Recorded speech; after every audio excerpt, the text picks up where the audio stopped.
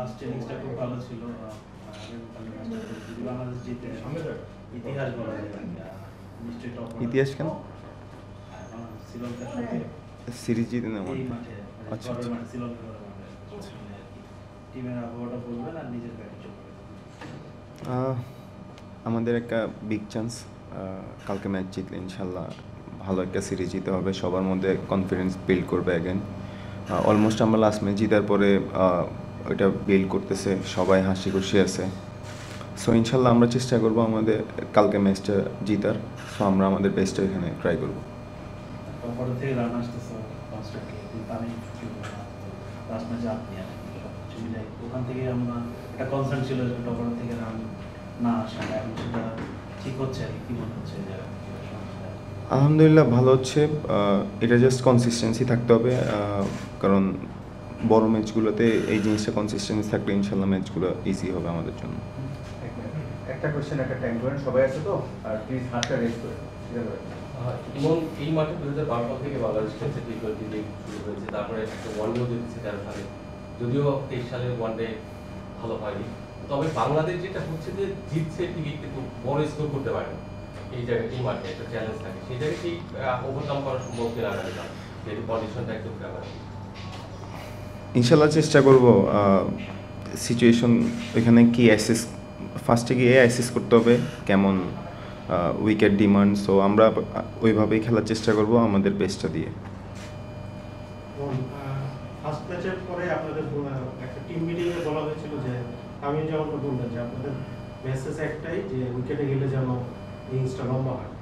Second ম্যাচে দেখলাম যে বেশ কয়েকজন হৃদয় খেলেছেন, আপনি খেলেছেন, ইনিংসটা লম্বা হয়েছিল আর কি কম উইকেটে।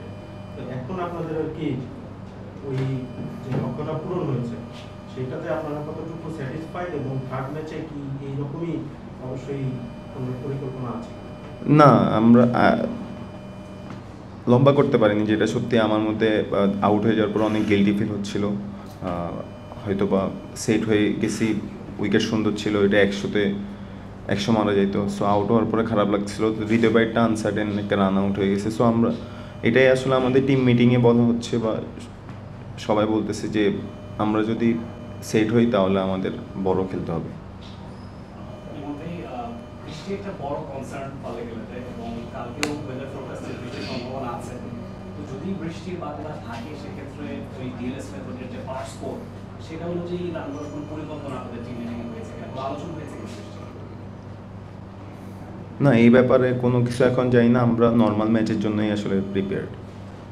এবং ভাই আপনি প্রথম দুই ম্যাচে পজিটিভ ইন্টেন্ট ব্যাটিং করছেন, পুরো দলের সাথে পজিটিভ ইন্টেন্টই ছিল।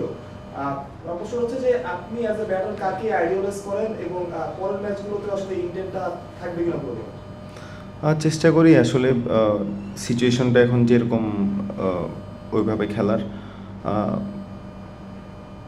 এটাই আসলে চেষ্টা করতেছি যে আমার যেটা ন্যাচারাল ওইভাবে খেলার। আর কাকে আইডিয়ালাইজ করেন? আইডিয়ালাইজ বলতে তামিম ভাইয়ের খেলা ফলো করতাম অনেক, বাট এখন হচ্ছে হলো বিরাট কোহলিও অলমোস্ট ওর শেষের দিকে, এখন ট্রাভিস হেডের খেলা আমার খুব ভালো লাগে।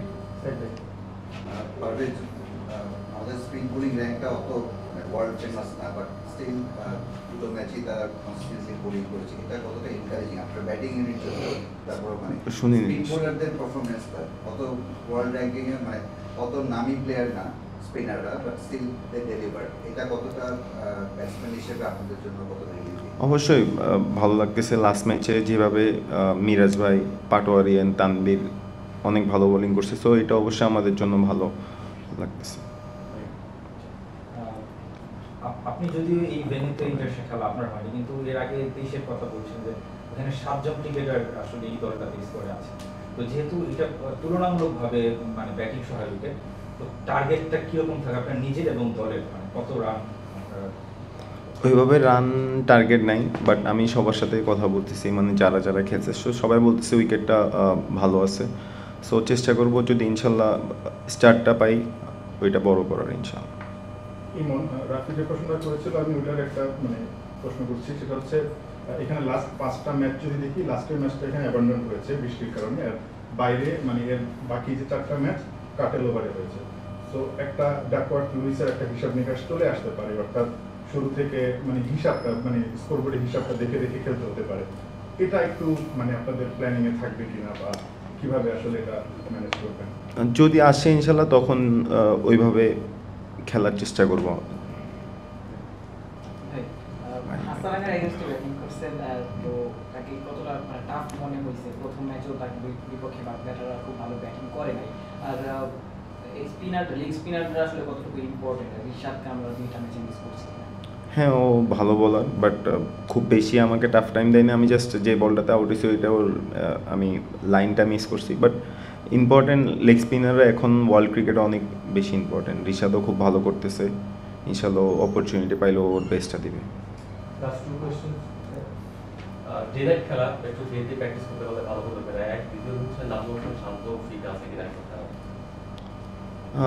প্র্যাকটিস করলে ভালো হইতো বলতে, আমরা তো খেলার মধ্যে আছি, সো আমাদের অলমোস্ট আমরা রেডি, জাস্ট আমাদের বেস্টটা দেওয়ার কালকের জন্য। আর শান্ত ভাইটা এখন পর্যন্ত ভালো আছে আলহামদুলিল্লাহ। থ্যাংক ইউ সো মাচ ভাই এতগুলো